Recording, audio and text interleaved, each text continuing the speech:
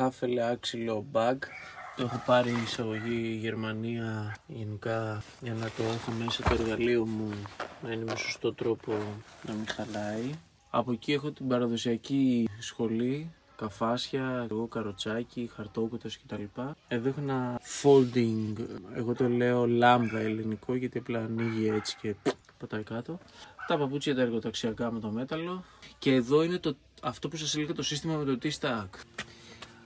Οπότε γενικά είναι πάρα πολύ ενδιαφέρον. Κοιτάξτε, είναι heavy duty.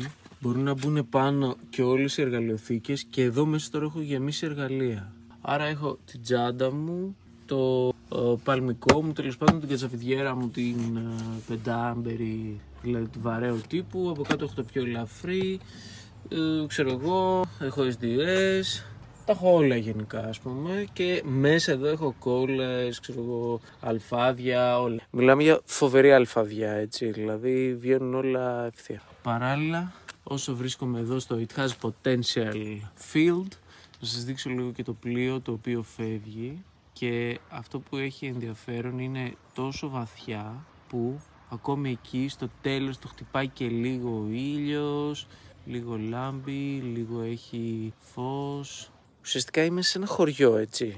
Βρίσκομαι σε ένα εντελώς αποξενωμένο και μόνος μου σημείο και αυτό δίνει αρκετά δύναμη στο να κάνεις project, στο να κάτσεις, να συγκεντρωθείς, να δουλέψεις στο ξυλουργείο, να βγάλεις σχέδια, ειδικές, όλα αυτά ξέρω εγώ. Οπότε happy enough.